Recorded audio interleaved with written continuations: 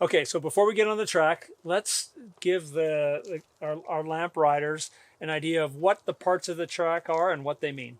Sure. So we'll start at the bottom. So bottom section of the track is this flat piece of concrete. That's called the apron. The apron's where we do just all of our nice, slow, easy riding. Maybe we just are coming off after a race. We want to roll some easy laps. The apron's for going slow. Next section up is this big blue band called the Côte d'Azur. We just usually call it the Côte. The Côte is basically for speed transition.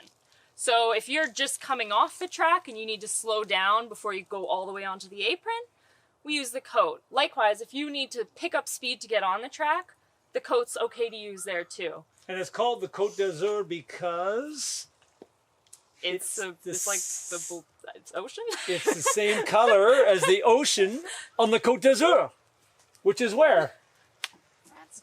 France somewhere, southern France. That's right. Yeah, and the ocean is blue like the Côte d'Azur, so that's why it's called the Côte d'Azur. Really, yeah, simple. Okay, next line. There you go. Next up is going to be the black line. So there's this little area of white between the Côte and the black line. All of that is going to function more or less in the same way. That is the fastest distance that you can race around the track. It's the shortest distance. So that's what we're going to use if, you know, you're off the front of the race and you want to go as hard as you can. We might do pace lines down there sometimes, or if we're doing an individual race, that's where we're going to be.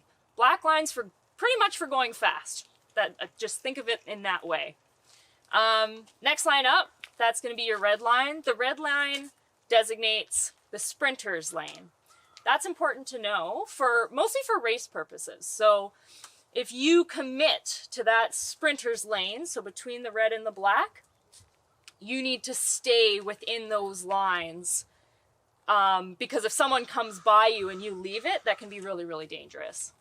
And you could be disqualified as well. Oh, absolutely. And that's why you would be disqualified. It's a dangerous thing to do. Yeah.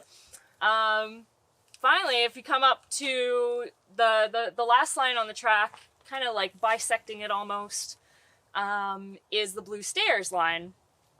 And that and above is kind of where we do our warm-ups. So we hop on the track if we're just doing a steady pace line. We don't want to be on the black because other riders might be using it to go fast. So we use that blue line just to kind of ride at a nice relaxed pace on the track and leave the black line clear for the speedy ones. And a stayer, in case you want to know, you guys know what a stayer is? It's a motor that paces the riders.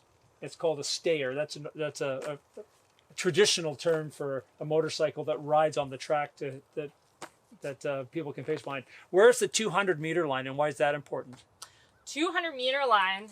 It's on the far side of the track, and we'll get a look at it in a second. But it's a big white line that stretches from the top to the bottom. And there's actually two of these big white lines. So one's at the far side and one's on this side. The one on this side is the finish line. The one over there is your start line. So flying 200s is a type of race that's used largely for sprinters, but I mean anyone can do a flying 200, and it's basically the start line for that race. Okay, good. I think they've got that covered.